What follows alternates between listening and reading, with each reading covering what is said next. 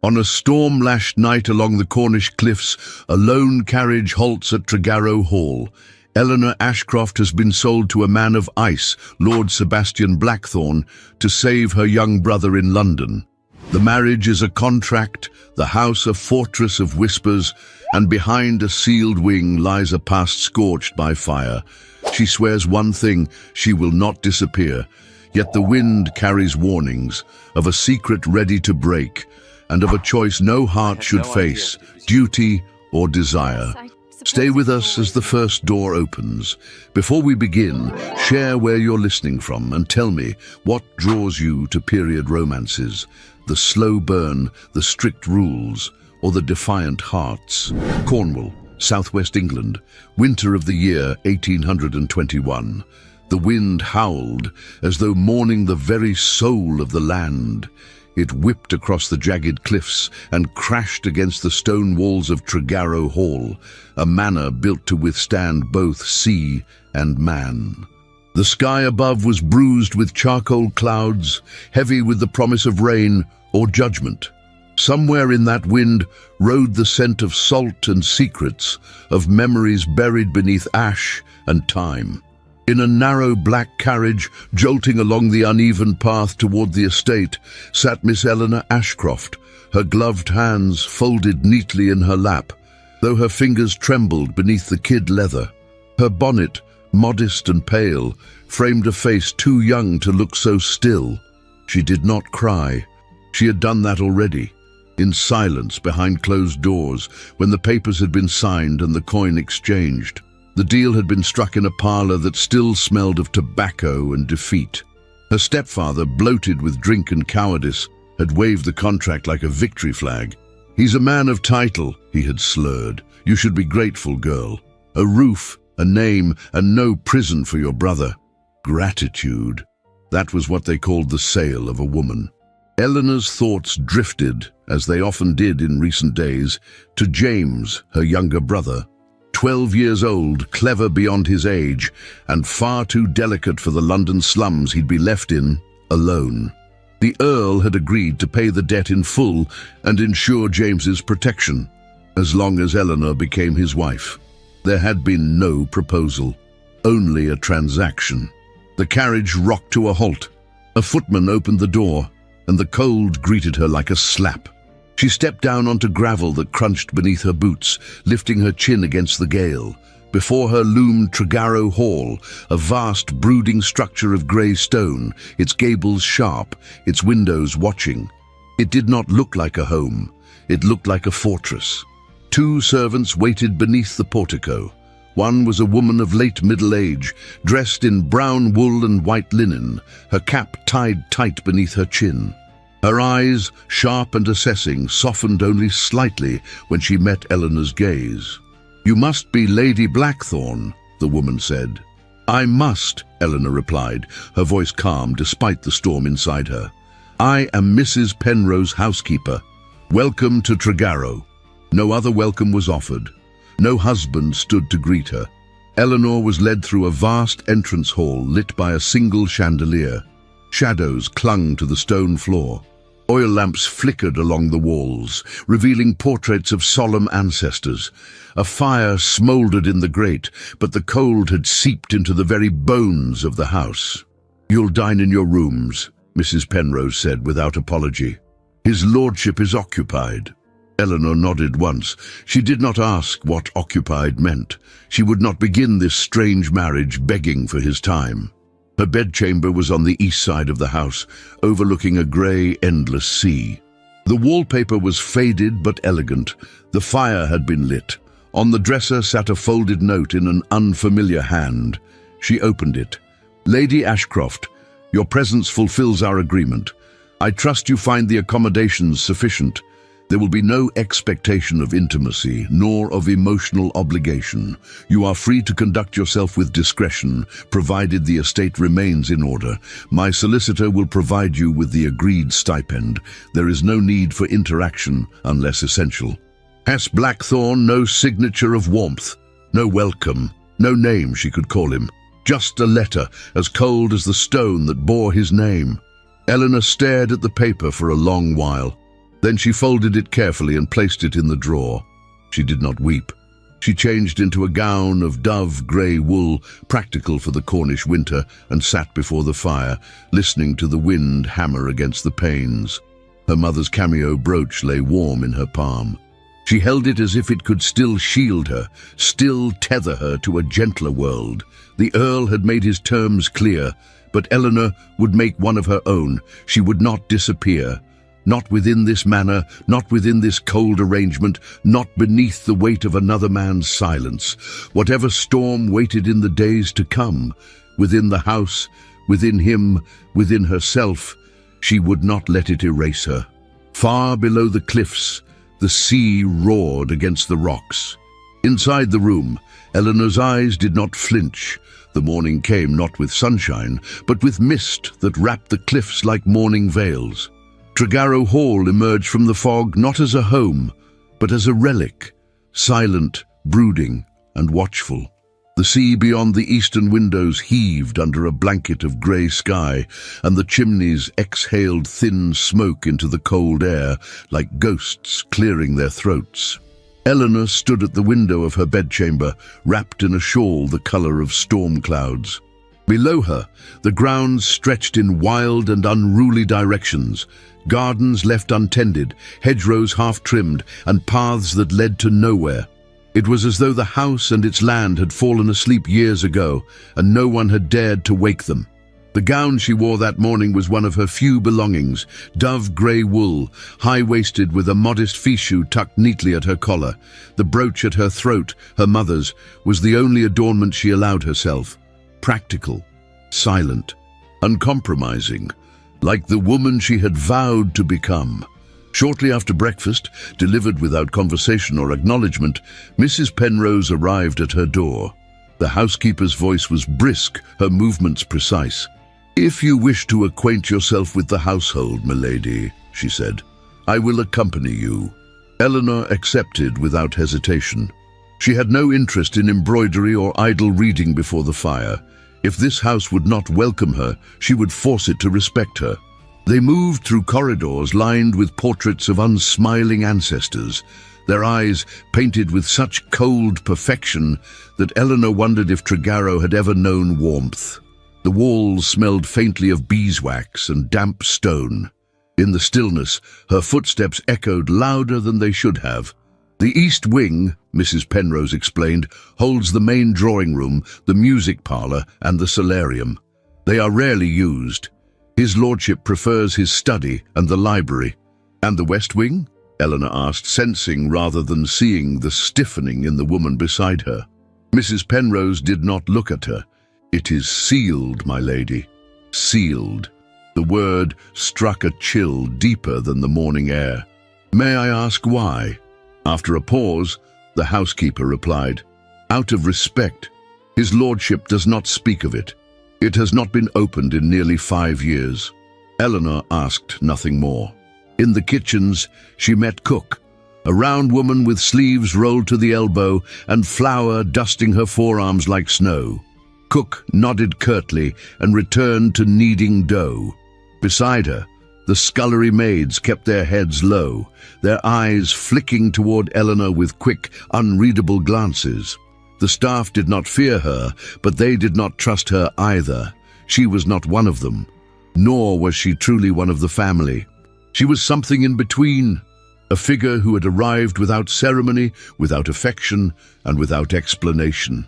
By the time they reached the steward's office, Eleanor's senses were sharpened, her spine straightened by the weight of unspoken things. Mrs. Penrose knocked once, then opened the door. "Mr. Hale," she announced, "her ladyship wishes to review the estate accounts."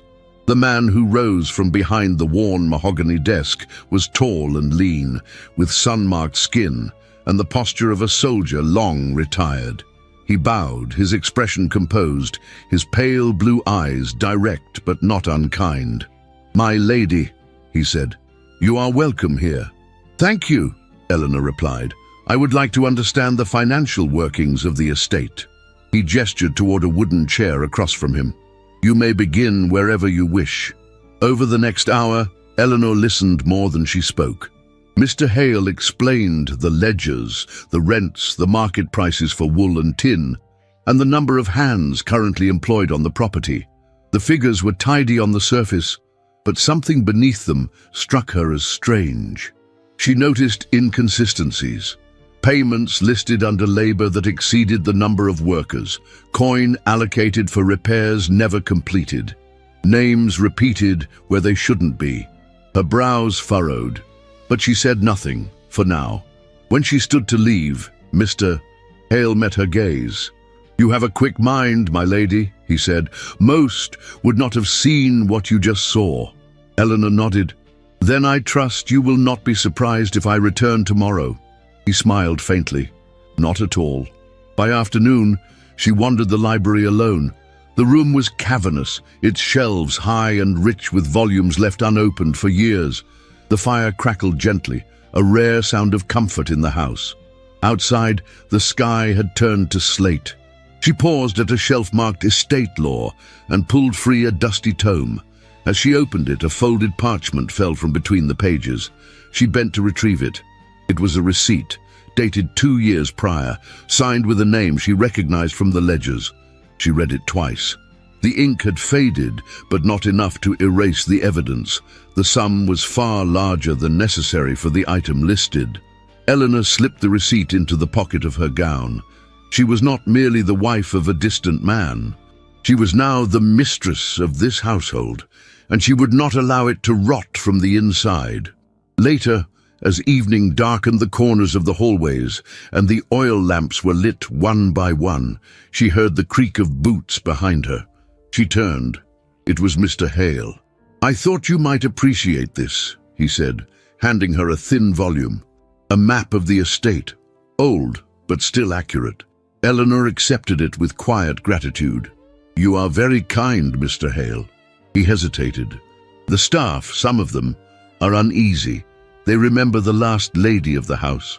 "Lady Isolde," Eleanor said softly. Mr. Hale's eyes flicked upward in surprise. "You've heard the name?" "Only in passing." "Then allow me to offer one thing more than a map, my lady." She met his gaze. "Do not trust all that is silent here. Sometimes silence is more dangerous than speech." Eleanor held his gaze for a moment longer. Then she nodded. That night, she returned to her chamber and locked the door behind her. She sat once again by the fire, the map spread across her lap, the brooch warm against her collarbone. The west wing was marked in red ink, its doors sketched with a cross. Beneath it, someone had written a word in a hand, unlike the rest. Ashes. Eleanor stared at it, unmoving. Outside, the sea battered the cliffs. Inside, Tregarrow whispered, and Eleanor listened. Tregarrow Hall came alive that evening in a way Eleanor had not yet witnessed. The scent of beeswax and smoke had been replaced by the sharper perfume of fresh pine brought in from the forest to decorate the entrance hall. Silver candlesticks were polished to a gleam, casting soft golden halos across the stone floor. Footmen moved like shadows across corridors, adjusting linens, placing decanters of claret, and preparing a table that stretched the length of the great dining room like a battleground of porcelain and formality. Eleanor stood at the mirror in her chamber, her maid silent behind her. The gown she had chosen, one of the few suitable for such an occasion, was of deep forest green velvet, high-waisted with narrow sleeves and delicate lace at the throat. It was a color that softened the gray in her eyes and darkened the brown of her hair. A single ribbon held her curls in place, and the cameo brooch, as always, rested above her heart. She felt like a figure carved from stone, elegant, composed, and cold to the touch.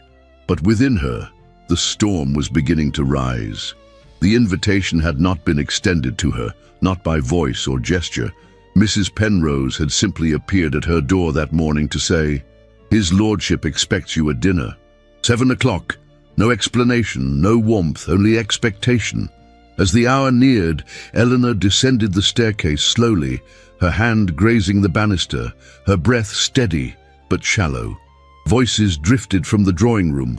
Laughter, glasses clinking, the low hum of conversation wrapped in civility. She paused at the threshold.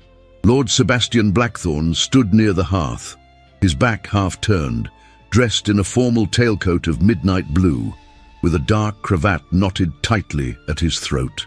His presence was unmistakable, still as a monument, immaculately composed.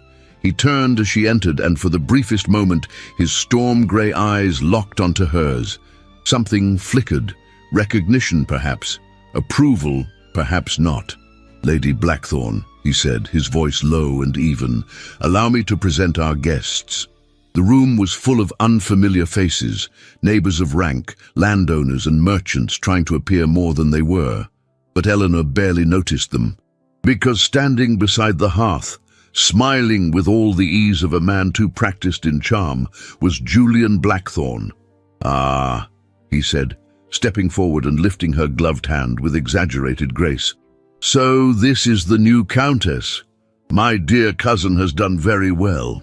Eleanor stiffened beneath the weight of his touch. "Julian," Sebastian said coolly, "this is Eleanor Ashcroft, my wife." "Indeed," Julian replied, his smile too white, too smooth. "A pleasure, Lady Blackthorne. I must say, I had not expected someone so—" His eyes drifted over her face, lingering, poised. "Tregaro suits you already." There was something behind his words, something sharp, wrapped in silk. "I trust you've had a pleasant journey from London," Eleanor replied evenly. "Pleasant enough," Julian said, releasing her hand, "though the roads are rough. Still, it was worth the inconvenience to see family, and of course to meet the woman who has brought such transformation to this house." Sebastian said nothing. His gaze had settled on the fire, his jaw tight. Dinner was served shortly thereafter, and Eleanor found herself seated at Sebastian's right, with Julian directly across. The conversation was forced, like dancing on ice that might crack beneath the wrong word. Wine was poured, pheasant carved, courses changed with clockwork precision, but tension wove itself into every space between the words. "So tell us, Lady Blackthorne," Julian said as dessert was placed before them, "what do you make of Cornwall? Quite a change from London, I imagine." "I find it beautiful," Eleanor answered, her fork resting neatly on her plate. "Wild, honest." "Ah," Julian smiled, "so unlike London, or its people." Sebastian's eyes flicked toward his cousin. "I suppose the question is," Julian continued, eyes never leaving Eleanor's, "is it a place for love, or only for arrangements?" The air shifted. Sebastian set down his wineglass with measured control. "That will be enough, Julian." "I meant no harm," Julian replied lightly, "merely musing on the nature of marriage, paper and ink, signatures and silence. But of course, there's more than one way to build a union, isn't there, cousin?" Eleanor's hand curled tightly in her lap beneath the table. After dinner, the guests withdrew to the drawing room. Eleanor stood near the window, the storm outside barely visible in the night. The candles behind her cast her reflection against the glass. Beside the fire, Julian held court, charming the wives with stories of London balls, laughing at his own wit. Sebastian stood apart, a glass in hand, speaking to no one. Eventually the guests took their leave, and the house emptied, its laughter fading like a song remembered too late. Eleanor lingered at the staircase, uncertain whether to speak or retreat.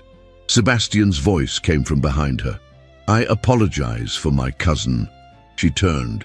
He stood at the base of the stairs, his posture rigid, the lines around his mouth deeper than before. "I understand," she said.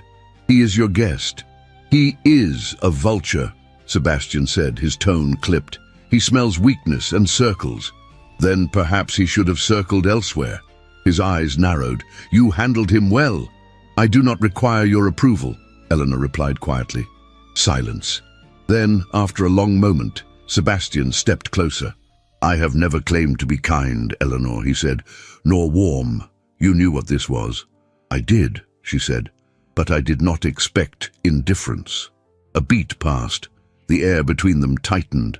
"You seem to believe that cruelty is preferable to vulnerability," she continued, "but I wonder, my lord, whether the stone you wear is armor or simply fear." That struck him. She saw it in the way his breath caught, in the flicker of something wounded behind his eyes.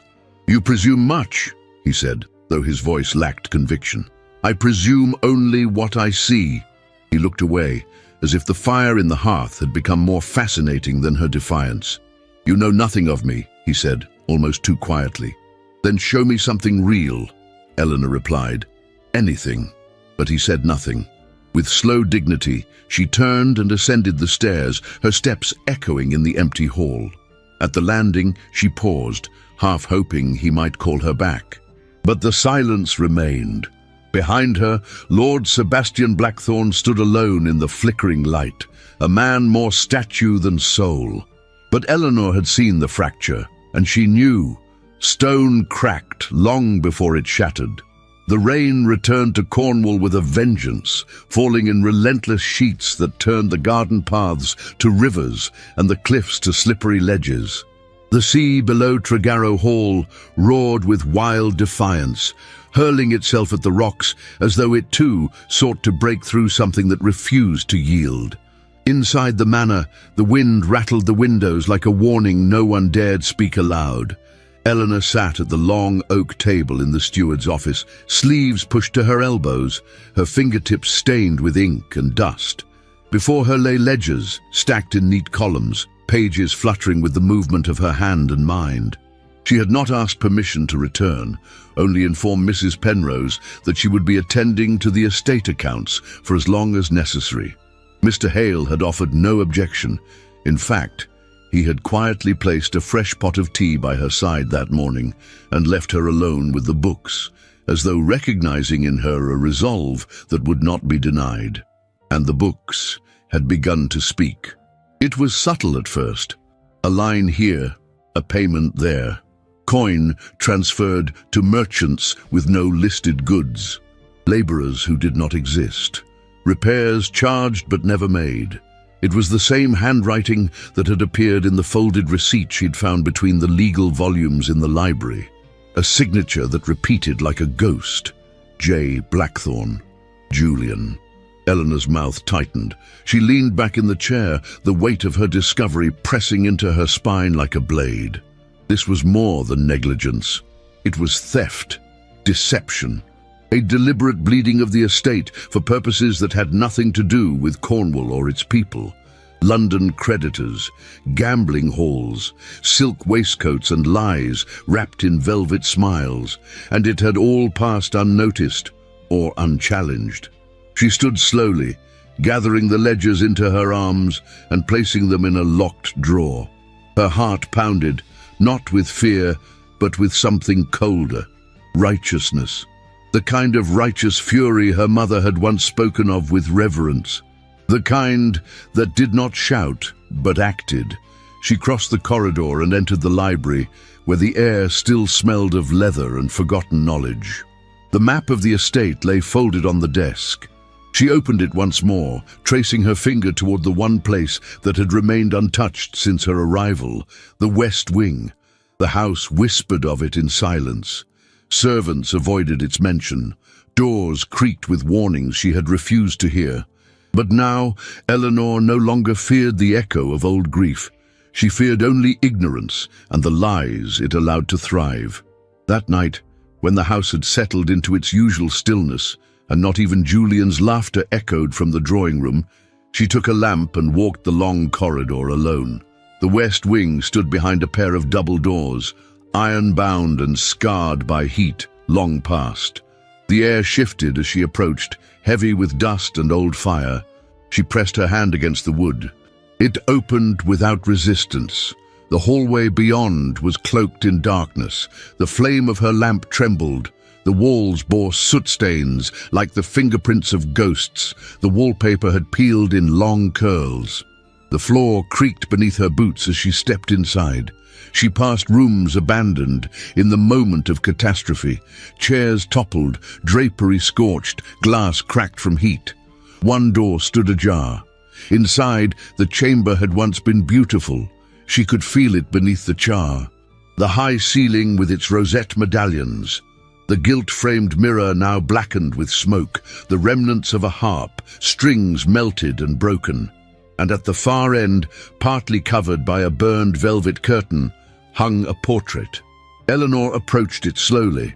The woman in the painting was young, beautiful, with pale skin and chestnut curls piled high in the fashion of the last decade. Her eyes were dark, her mouth unsmiling but proud. She wore a gown of ivory silk, and at her throat a string of pearls. Lady Isolde Grafton. Eleanor knew it without needing to be told. She stared at the painted face, trying to read in it the story that had ended in ash. A gust of wind stirred behind her. The flame danced. Something slipped from the edge of the frame. A folded sheet of parchment, its edges singed, rested on the floor. Eleanor picked it up with trembling fingers. The handwriting was elegant but hurried, the ink smeared in places, as if the letter had been written in haste or fear. Sebastian, he knows I've found the accounts. I cannot pretend any longer. If I do not speak, this house will rot under his greed. Julian thinks I won't act, but he forgets who I am. He forgets who you are. We have to bring it forward. Whatever happens next, you must not let him destroy everything your family built. The rest had burned away. Eleanor stood frozen, the letter open in her hand, her breath catching. Isolde had known. She had discovered what Eleanor had only now begun to see, and she had intended to expose Julian. On the very night she died. The fire had not simply been tragedy. It had been silence, deliberate, strategic, and final. A sound echoed in the corridor behind her. Eleanor turned, heart leaping. The flame flickered, shadows stretching, but no one stood there. Still, she folded the letter quickly and tucked it into the bodice of her gown. Her skin burned where the parchment rested, as though it carried the heat of the fire still. She left the wing and closed the doors behind her, breath shallow, steps measured.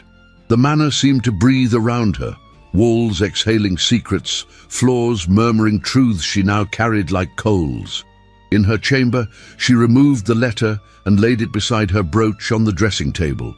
Her reflection in the mirror stared back, not frightened, but irrevocably changed. This house had once burned for a reason, and she would not let it burn again. The storm broke at twilight. The sky had darkened steadily since late afternoon, heavy with a quiet menace that neither wind nor thunder dared yet unleash. But when the first bolt of lightning fractured the clouds over the Cornish cliffs, the world beneath it trembled. Rain followed with violent urgency, hammering the windows of Tregarrow Hall, shaking the glass panes as if to demand entry. Eleanor had not intended to return to the West Wing that day. The letter she had found, Lady Isolde's final words, remained locked inside her escritoire, tucked beneath the velvet lining like a sleeping flame. Her thoughts had been a thrum of questions and fury ever since, but fury had no place in a house that rewarded silence. And so, she had spoken to no one. She wandered the corridor alone that evening, her mind unresting, her heart burdened. The lamps flickered from draughts that slid beneath doors like whispers, and the sea roared outside as though mourning something long drowned. She stopped before the doors of the West Wing. There was no reason to go inside, and yet her hand reached for the handle. The wind howled as she stepped across the threshold, lifting the hem of her gown. She pulled her shawl tighter around her shoulders and held the lamp higher, casting light across the charred walls and scorched molding. The air was colder here, older, the kind of cold that remembered. The music room, where she had first seen the portrait, still bore the scent of ash and oil paint. Her footsteps were slow, reverent, as if treading on the edge of something sacred and broken. She turned toward the painting again, but it was no longer there. The canvas had been removed. A sharp breath escaped her lips. A shadow moved behind her. She turned, the flame trembling in her grasp. Sebastian stood in the doorway. He was soaked through, rain glistening on the shoulders of his greatcoat, his dark hair plastered to his forehead. His presence was like thunder, heavy, sudden, inevitable. "You shouldn't be here," he said quietly. "I know," she replied just as softly. "But I came anyway." He stepped into the room. The door groaned as it shut behind him. "I moved the portrait," he said after a long silence. "I couldn't bear to see it again." Eleanor did not speak. She watched him instead, the way his eyes avoided the scorched harp, the way his hands remained at his sides, clenched against memory. "She was brave," Eleanor murmured. "Brave enough to speak the truth." He looked up at her sharply. "You found the letter." She nodded once. His jaw tensed. "I should have destroyed it." "But you didn't." The storm cracked above them.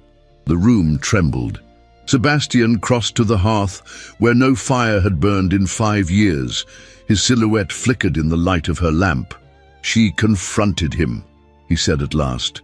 "That night, Julian, she had found the discrepancies, just as you have." His voice was low but steady, like a man reading a confession he had rewritten 1,000 times. "They argued. I wasn't there. I was with the tenants after the flooding near the mines. I returned late. The wing was already aflame." He exhaled, a sound barely human. "I ran into the fire to find her. I carried her out, but it was too late." Eleanor's throat tightened. "She died before morning, and I—" He glanced down at his gloved hands. "The scars are not just on my skin. I see them," she said gently. His eyes met hers then, and what she saw behind them was not cruelty or stone, but agony. "She died because I failed her," he whispered. "Because I trusted Julian. Because I wasn't there." "No," Eleanor said, stepping closer. "She died because Julian is a coward who feared the truth more than fire." Sebastian closed his eyes, as though her words cut deeper than he could bear. "I haven't touched anyone since," he admitted. "The pain is not just flesh. I can't. My body remembers." Eleanor's lamp rested on a cracked table nearby. She reached forward slowly and set it down, the warm light pooling between them like a breath held still. "Then let me ask you something, my lord," she said, her voice trembling. "Do you believe yourself incapable of feeling, or merely unworthy of it?" He opened his eyes. "What are you doing?" he asked, his voice rough. "Proving you wrong," she whispered. And then, slowly, reverently, Eleanor lifted her hand. She reached toward him with a gentleness that did not threaten, that did not demand. Her fingers paused just inches from his. Sebastian did not move, not away, not forward. She waited. And then, with infinite care, she let her fingertips rest atop his gloved hand. He flinched, but he did not retreat. The room around them remained silent, except for the rain and the sound of two hearts aching towards something neither fully understood. His breath was uneven, but his fingers, slowly, shakily, turned beneath hers. Their palms met. It was not passion. It was not fire. It was the stillness after it. When he finally looked up, there were tears in his eyes, but not the kind that fell. The kind that stayed. "I can't give you what you deserve," he said. "My heart, it's too scarred. I wouldn't know how." Eleanor shook her head, tears threatening her own gaze. "I never asked for perfection, only honesty." He drew back slowly, gently releasing her hand, though the echo of her touch lingered. She said nothing more. She stepped away, retrieved the lamp, and left the room as the storm reached its crescendo above them. But behind her, in the room no longer empty, Lord Sebastian Blackthorne remained still, and for the first time in 5 years, he did not feel alone. The snow came in the night, quietly, steadily, without thunder or protest. By morning, the grounds of Tregarrow Hall were blanketed in white, the hedgerows trimmed in frost, the garden statues frozen in mid-breath. The storm had passed, but something heavier lingered in the air, something unspoken, like breath held too long. The village's annual winter gathering was to be held that evening in the manor's old ballroom, a tradition nearly forgotten during years of mourning and neglect. It had been Eleanor's suggestion, softly offered, then quietly arranged with Mrs. Penrose and Mr. Hale. Her intention had been simple, to bring warmth back to a house hollowed by grief. She had not expected Julian Blackthorne to seize it as an opportunity for ruin. By late afternoon, the hall had been swept, the chandeliers lit, and the scent of spiced cider wafted through the corridor like a promise of kindness. Children in woolen mittens chased each other across the gravel, their cheeks flushed red with cold. Inside, musicians tuned their instruments while village women laid platters of meat pies and dried fruit on long tables, their laughter ringing in the stone walls like music from another life. Eleanor stood before her looking-glass, fastening the final pin in her hair. Her gown was of deep plum wool, simple but elegant, the neckline edged with black lace. The color brought out the unusual clarity in her grey-blue eyes. She did not wear jewels, only her mother's brooch and the quiet strength she had learned to carry like a second skin. At her door, a knock. Not a servant's rap, firmer, measured. She opened it.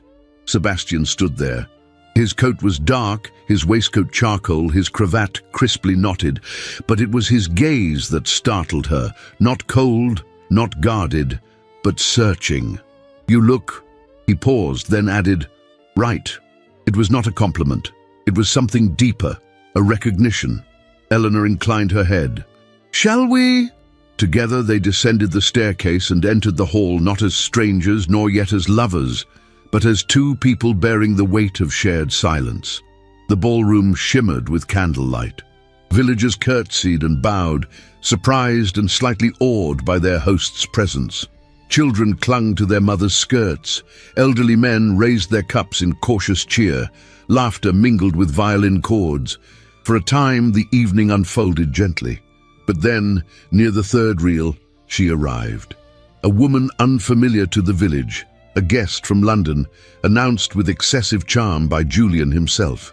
Miss Arabella Shaw, a known society gossip, her smile painted in scarlet, her feathers taller than the candelabras. She kissed the air beside Eleanor's cheek and murmured, just loud enough to be overheard, "What a fascinating arrangement this household seems to enjoy." Eleanor felt the shift at once. Eyes turned, voices hushed, the air thickened with speculation. Miss Shaw sipped her wine like poison and let words fall like petals dipped in acid. "Oh, but you mustn't mind me. London is full of stories. And your name, well, it dances quite often in conversation. So rare, isn't it, for a gentleman to marry outside his circle, especially one of such silent temperament?" Julian chuckled nearby, feigning embarrassment. Now, Arabella, let us not trouble the lady with our capital gossip." But the damage had been done. The ripple had begun. Whispers bloomed across the room like frost creeping across glass. Eleanor felt her pulse rise, but her posture never faltered. She looked Miss Shaw squarely in the eyes. "I find," she said, voice calm as winter fog, "that gossip only survives where truth dares not speak." Miss Shaw's smile tightened. Julian raised a brow. Sebastian, who had stood silent at Eleanor's side, took a single step forward. "That will be enough," he said, his voice low and final. "My wife is not to be paraded for your amusement." The music stopped. A hush fell. Eleanor placed her hand gently on Sebastian's arm. "I believe," she said, turning toward the musicians, "we were just about to begin the waltz." The violin resumed. Slowly, hesitantly, the hall returned to motion. But the wound had been made. That night, long after the guests had departed and the last candle had been extinguished, Eleanor returned to the drawing room, her body aching from the weight of composure. Sebastian was already there. He sat before the fire, jacket unbuttoned, one leg crossed, a glass of brandy resting on the table beside him. The room glowed with quiet flame and shadows. Without speaking, he poured a second glass.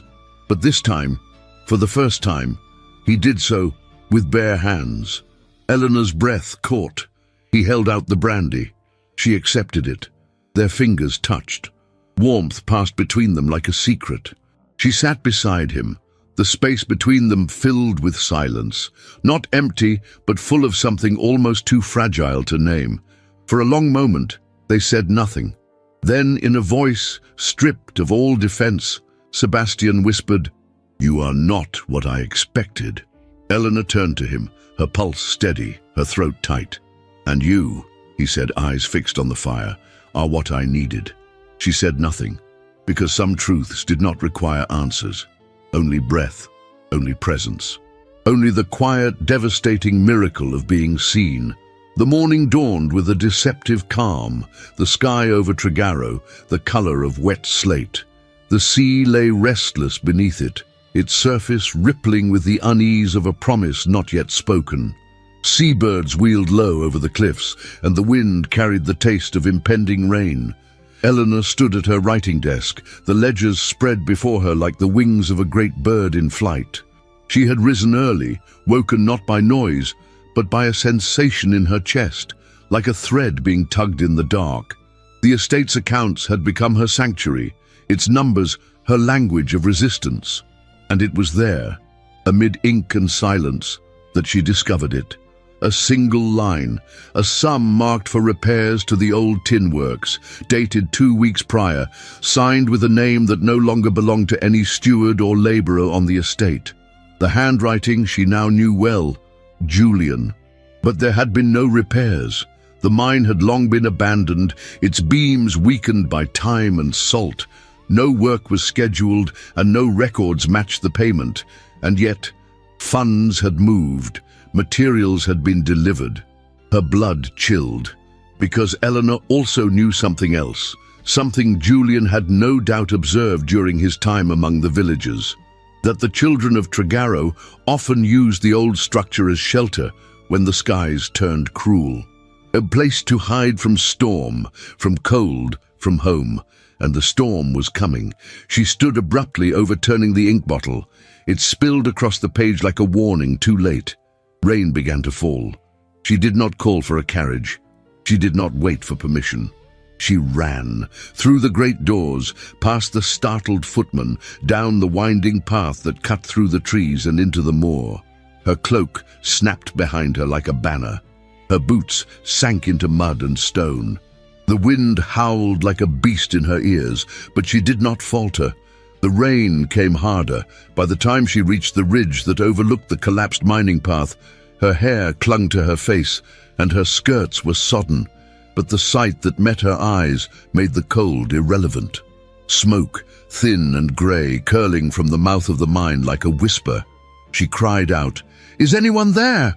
A voice, small, high-pitched, answered from within. A child. Without hesitation, Eleanor descended the slope, her hands gripping the wet rock for balance, her shoes slipping on the edge of collapse. The wooden beams at the mine's entrance sagged under the weight of time and sabotage. She pushed them aside and ducked into the darkness. The air inside was damp, metallic, filled with the scent of rot and soot. Her lamp had long since gone out. She called again. 2 children, a girl no more than 10, holding her younger brother. Their faces streaked with ash, their eyes wide. "Come," she urged, kneeling. "Quickly." The girl hesitated. The roof. It creaked. Eleanor reached for them just as a groan echoed above them. The beams, they were about to fall. "Go," she ordered, wrapping the boy in her arms. "Follow the light, now." But just as they turned, a deafening crack split the air. The mine shuddered. A beam collapsed behind them, blocking the exit. Eleanor shielded the boy with her body, her heart pounding like war drums. Then, above the thunder, she heard another sound. Footsteps, heavy, rushed, familiar. "Eleanor!" She turned toward the opening. Sebastian. He stood framed in the smoke and storm, his coat flung wide, his eyes scanning until they locked onto hers. And then, without hesitation, he entered. The man who once flinched at touch. The man who avoided fire as though it could claim him again. The man who had stood for years in the cold halls of his own silence now walked straight into the ruins to reach her. She watched as he stepped over splintered beams, his hands bare, his face slick with rain and sweat and fear. "Are you hurt?" he demanded, kneeling beside her. "No," she said, breathless. "But we must go now." He didn't hesitate. He reached for the boy, cradling him to his chest, and held out his other hand, bare skin, to Eleanor. She took it. It was warm, firm, steady. No tremble, only fire, not of destruction, but of life. Together they guided the children through the rubble, crouched low, breath short. Another beam gave way behind them, but they did not stop. The light from outside grew brighter with every step. The wind howled like a wounded animal, and then, finally, they burst into the open. The children ran toward a gathering crowd of villagers at the ridge, arms outstretched, sobbing. Eleanor collapsed to her knees. Sebastian stood above her, soaked, panting, his hand still outstretched toward her. She looked up. Their eyes met. She took his hand again, not out of fear, not out of necessity, but because something inside her knew she was safe there. He helped her to her feet. Julian was not among the crowd, but his plan had failed. That night back at Tregarrow Hall, the fire burned high in the hearth. Sebastian sat in silence, his sleeves rolled, a shallow cut on his arm being cleaned by Dr. Merrick. Eleanor stood across the room, watching. He looked at her, fully, without armor. "I didn't think I could," he said softly. "Not again." She stepped forward, took the cloth from the doctor's hand, and finished cleaning the wound herself. "You did," she replied, her touch feather-light. "And you saved more than the children." His eyes searched hers. "You saved me too." The snow had melted, but the earth was still raw with the memory of winter. Tregarrow Hall stood beneath a pale sky, its windows open for the first time in weeks. The scent of wet stone and pine drifted through the corridors, mingling with the faint perfume of beeswax and lemon oil. Servants moved quietly through the house, not with dread, but with purpose, and yet the air held weight, not the weight of weather, but of truth. In the study, beneath the watchful eyes of ancestral portraits, Sebastian stood beside the fireplace, his hand resting on the mantel as though bracing himself against the tide that approached. Before him sat Mr. Hale, his features grave, and beside him Dr. Merrick, hands folded over a thick leather folio, its edges worn from years of caution. On the table between them lay the letter, Isolde's letter, fully recovered. The scorched edges restored with delicate care, every word now visible, every accusation no longer buried in ash. Sebastian did not speak at first. He read it again and again. Then, softly, as if afraid to release it into the room, he said, "She knew. She was ready to reveal him." "She died for it," Dr. Merrick added, voice low. "Or rather, for daring to threaten what Julian had built on lies." Mr. Hale shifted forward. "We found additional records, my lord, hidden among the estate's oldest archives, ledgers altered by Julian's hand. He funneled funds for years. The payment to the mine workers before the collapse, falsified. The timber order for repairs that never happened, his, always tied to merchants in London who can no longer be traced." Sebastian closed his eyes. "And the fire?" he asked. "It wasn't deliberate," Hale replied. "But it was no accident either. He overturned a lamp during the argument. In his rage, then fled." Sebastian's voice was barely more than a breath. "And left her there." Dr. Merrick placed a hand on his shoulder, hesitantly, but with feeling. "You did not fail her. You were the only one who tried to save her. I believed for 5 years that her death was mine to carry." He looked up, and for the first time his eyes were not cold, but wounded. What kind of man builds his life on the grave of another's silence? Eleanor stood in the doorway. She had not spoken until now, unwilling to interrupt the reckoning that was unfolding like a storm made of paper and ink. "You're not that man," she said. He turned toward her. He said nothing, but his eyes asked everything. The magistrate arrived before nightfall. His face was pinched with cold and authority, and his coat bore the seal of the county. The evidence was delivered without ceremony. The warrant signed. Julian had vanished. 2 days passed, then 3. Tregarrow Hall braced itself for scandal. The villagers whispered, but not with mockery, with waiting. The tenants who once feared the family's downfall now offered quiet solidarity. A loaf of bread left at the kitchen door, a shawl sewn and gifted without a name, a child's drawing of the tin mine folded and slipped beneath Eleanor's chamber door with the words "Thank you" scrawled in charcoal. But Eleanor no longer felt sure of her place within the house she had helped awaken. She stood before her trunk on the fourth morning, the sky pale behind her, her gloves folded neatly beside her satchel. Her gowns hung limp in the wardrobe, undecided. She ran her fingers across the fabric absently. Behind her, a knock. Sebastian's voice came softly. "May I?" She turned. He stood in the doorway, not as a lord, not as a master, but as a man. "I thought you might," she said, half smiling. He stepped into the room. Her eyes did not flinch. "You've done what is right. You've cleared her name. The estate is safe, the children are safe. There's nothing left to bind me here." He said nothing for a moment. Then, with quiet intensity, he crossed the room and stood before her. "I know what binds you," he said, "and it's not duty." She looked away. "I am not a man who asks easily," he continued, his voice low. "I've spent too long commanding and retreating, giving orders to mask the fact that I was afraid of being seen." Her throat tightened. "But I ask now," he said, "not as your keeper, not as the man who paid for your silence or claimed your name." She turned back to face him, her breath uneven. "I ask as the man who has come to know your strength, your defiance, your kindness." He reached for her hand, bare skin to bare skin. "Will you stay?" he asked. "If I ask as a man." Eleanor's eyes shimmered with tears unshed. "Only if you stay with me, as a man, not a shadow." His fingers tightened around hers. They stood there, bathed in the quiet light of the fireplace, and then, without hesitation, he kissed her. It was not hurried. It was not desperate. It was honest. The way hope is honest when it dares to breathe again. Their hands remained clasped, not as a show of ownership, but of choice. In the stillness that followed, no words were needed, because the past had been named. The truth had been spoken, and for the first time in their shared life, nothing was between them but light. Spring did not arrive in Cornwall with fanfare.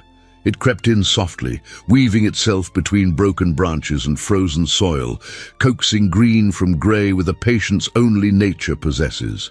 One morning, after a long stretch of chill and silence, the first crocuses bloomed along the southern edge of the Tregarrow Gardens, small, defiant bursts of colour against stone and ruin. Eleanor noticed them before anyone else. She knelt beside them, fingers brushing the delicate petals, and smiled. Life returned not with noise, but with grace.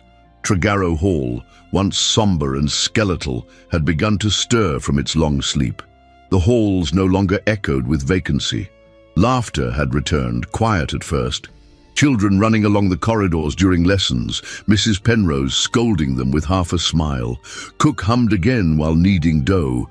Even the chandeliers seemed to hang differently, as if the house itself had exhaled. The transformation did not happen overnight. It began in small acts. The village school, closed for years, reopened under Eleanor's direction. The children arrived shy and barefoot, some still fearful of punishment or neglect. But soon, ink-stained fingers filled pages with letters, and the sound of reading echoed from stone walls that had not heard joy in too long. Dr. Merrick, moved by the events of the mine and the wounds that came after, volunteered weekly for a new clinic set inside the old post house. With funds redirected from the estate's repaired ledgers, Eleanor ensured that miners no longer chose between food and medicine. Bandages, salves, and warm broth were stocked like treasure. And Sebastian changed too. No one announced it. There was no dramatic declaration or epiphany, but the villagers, long suspicious of the Earl behind the stone walls, began to whisper different stories. That he had mended the roof of a tenant's barn himself. That he had stood knee-deep in freezing seawater to help lift a fishing boat after a storm. That he no longer flinched when a child clung to his leg in thanks. He walked the estate now, not as a ghost, but as a man. He knew the names of the labourers. He asked after their families. He did not speak much, but when he did, the weight of his voice carried kindness instead of command. Eleanor watched him from the windows, from the garden gates, from the village schoolyard.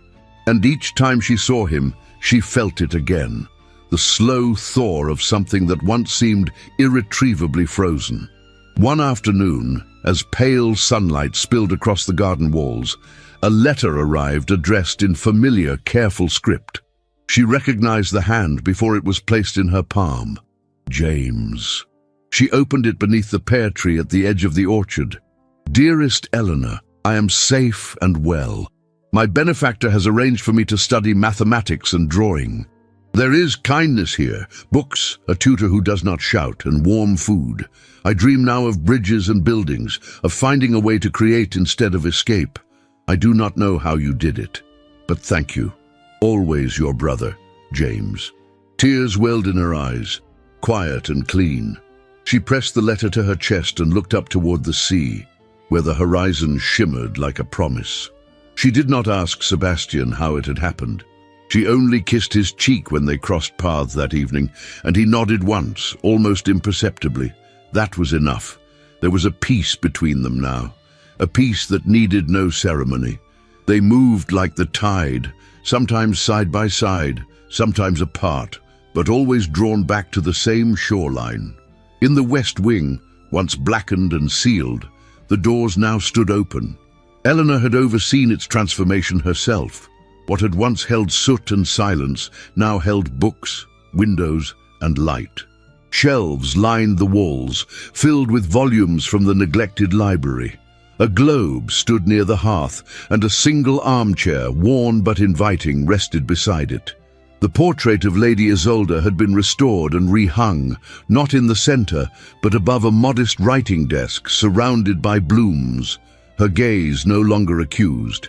It watched over the room like a memory that had been acknowledged, not buried. Sebastian stood there one evening, his silhouette framed by the tall window. Eleanor entered quietly, carrying a new volume of poetry to add to the shelf. He turned to her, not startled, but expectant. "Come see," he said. She crossed to him. Outside, the cliffside garden was beginning to bloom. Tiny snowdrops, early daffodils, even a handful of violets pushed through the soil as though determined to claim their place in the world again. "You said this place couldn't be saved," she murmured. "I was wrong," he replied. "You taught me that some things do not need to be rebuilt. They need to be reborn." She looked up at him. "And what about you?" He didn't answer with words. Instead, he removed his gloves. His hands, though still marked, no longer trembled. He reached for her, brushing the back of his fingers along her cheek with reverence and wonder. It was a simple gesture, no declaration, no demand, but in that single touch lived everything. Trust, surrender, the quiet miracle of healing. Eleanor closed her eyes, leaning into the warmth. Outside, the wind moved gently through the orchard.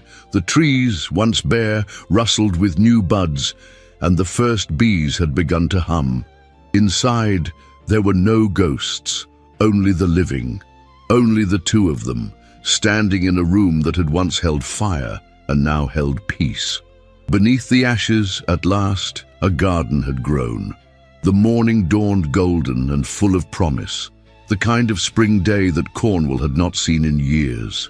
The cliffs, once haunted by wind and shadow, were crowned with wildflowers. Apple trees trembled with new blossoms. The sea stretched out beneath the horizon like silk, calm and vast and softly gleaming. Tregarrow Hall had awakened. The manor stood with its windows thrown open, letting in the scent of lilacs and warm bread, of grass newly cut and lemon oil on polished banisters. Laughter echoed down the corridors, not the quiet, restrained kind that had once tiptoed through its rooms, but full, bright, and unashamed. Servants moved with lightness in their steps. Children darted past the hedgerows, their shoes muddy, their faces clean. The spring festival had returned to Tregarrow for the first time in over 2 decades. The grounds had been transformed. Silk banners in shades of plum, gold, and green fluttered between the trees. Long wooden tables had been laid out beneath canopies, their tops crowded with pies, fruit preserves, and bottles of elderflower cordial. Musicians tuned their strings beneath the arbor, and the scent of roasting meat drifted from open fires beside the orchard wall. Villagers had gathered early. They came in their Sunday coats and hand-sewn bonnets, arms linked and baskets in hand. There were smiles among them, real ones. Faces once lined by hardship had softened in the months since the thaw began. They spoke not only of survival now, but of songs, of books, of school lessons and new roofs and warm cider in the winter. And they came not out of obligation, but because Tregarrow had changed. Because its master had changed, and its mistress had made it so. From the balcony overlooking the gardens, Eleanor watched the preparations unfold. Her hands rested lightly on the balustrade, her gaze following the movement of people she now knew by name, by story. She could see old Mr. Prentice helping a girl pin a daisy to her braid. She could see the orphaned boys from the school unpacking jars of jam, supervised by Mrs. Penrose, who was trying, without success, to keep her apron clean. She was dressed in a gown of sea-green silk, simple and soft, with a sash of ivory ribbon tied at her waist. Her hair, loosely swept and adorned with a single white bloom, danced with the breeze. At her throat, for the first time in weeks, there was no brooch. She was waiting. Behind her, the door to the solar opened.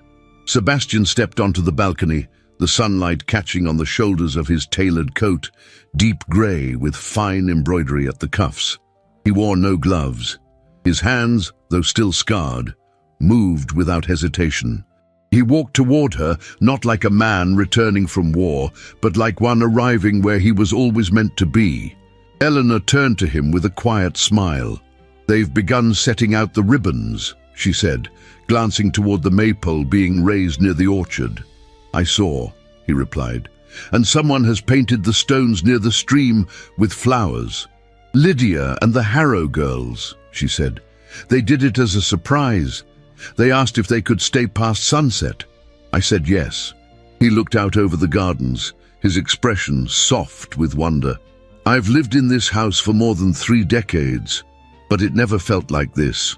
Eleanor's voice lowered. It was waiting. He looked at her then, truly looked, not with restraint or uncertainty, but with reverence. And so was I. She stilled as he reached into his coat pocket. From within, he withdrew something small, wrapped in a scrap of velvet. He stepped closer. "I believe," he said, "this belongs to you." Eleanor's breath caught as he unfolded the fabric. The cameo brooch, her mother's, the one she had carried with her through every silence, every wound, every night she had sat alone and refused to vanish. She had not worn it in weeks.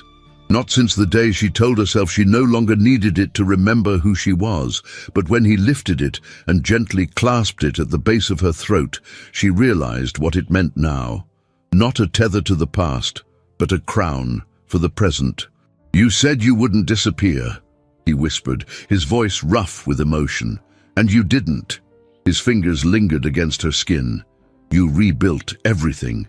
She reached up and pressed her hand over his. Not alone. Below them, the music began. A soft swell of violins, followed by tambourine and flute. The villagers clapped and began to dance, laughter rising like song into the sunlight.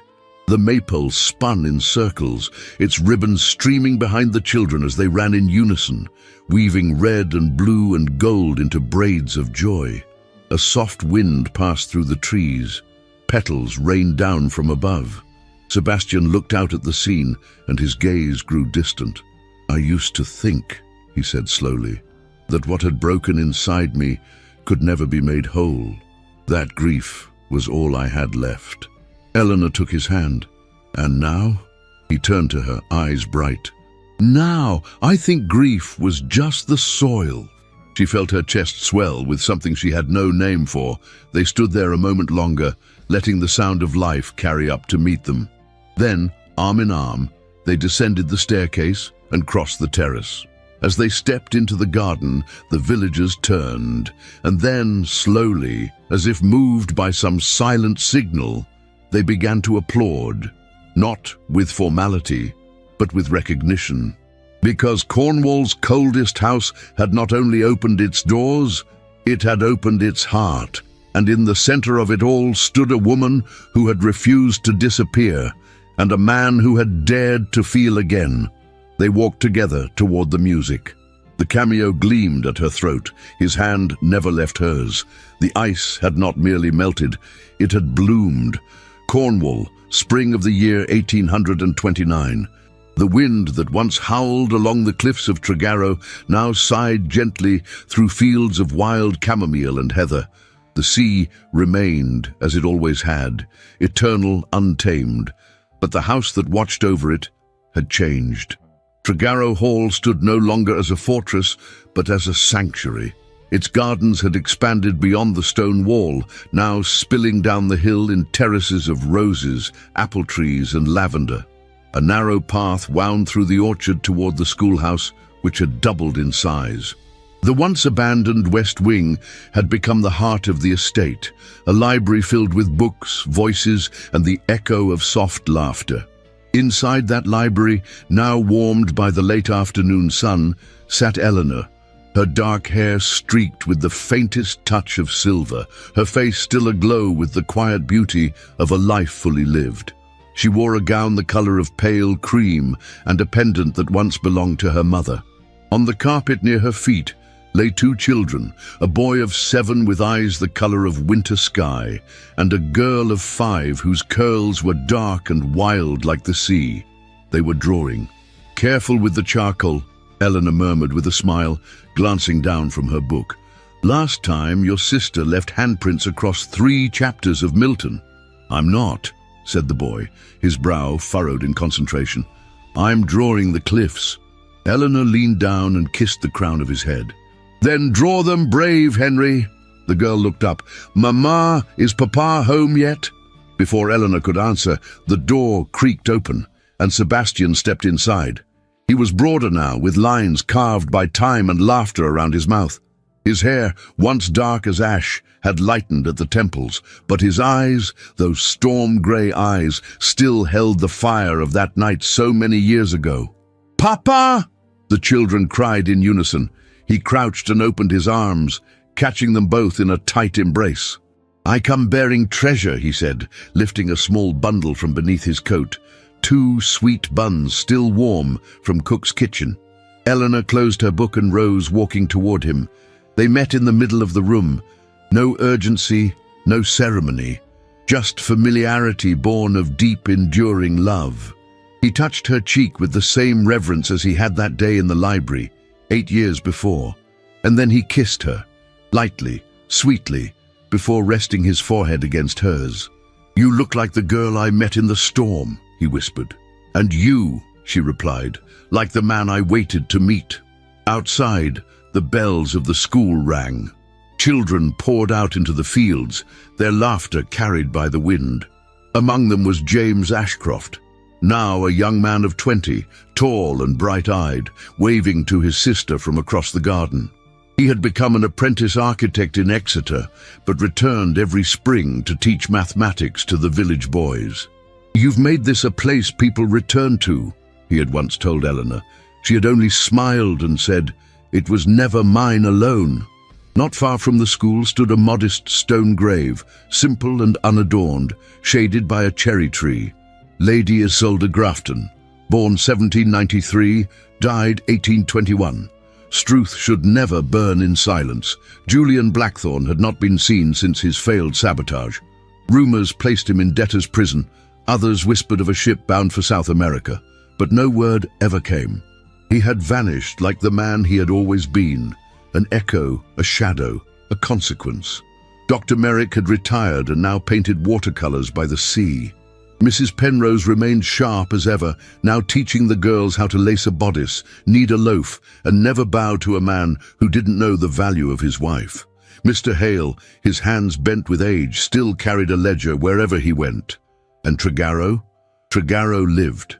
Its stone walls bore ivy now, not soot. Its gates stood open every Sunday. Its chapel rang with weddings and songs. Its windows glowed with lamplight, not silence. As the sun dipped lower, casting the room in amber, Sebastian gathered Eleanor in his arms and whispered, "Tell me again you'll never leave." She leaned into his chest, the scent of cedar and sea salt still clinging to him. "I won't," she said. "Not in this life, and not in the next." And in that golden hour, with their children at their feet and the sea beyond their walls, they stood, two souls forged in storm, now at peace. The ice had not only bloomed, it had endured. What if the coldest heart could learn to love? Eleanor and Sebastian's journey reminds us that even the most shattered souls can heal when touched by truth, resilience, and compassion. What began as a marriage forged in silence became a love story carved by fire, patience, and quiet courage. Their legacy at Tregarrow Hall teaches us that rebuilding doesn't happen overnight, but when it comes, it blooms. This is more than a romance. It's a reminder that no matter how dark the past, something beautiful can still grow from its ashes. That forgiveness takes strength. That love, true, lasting love, doesn't always arrive like a thunderclap. Sometimes it begins with a single gesture, a glance, a whispered promise not to disappear. If this story moved you, if it stirred something in your heart, tell us in the comments what touched you most about Eleanor's transformation or Sebastian's redemption.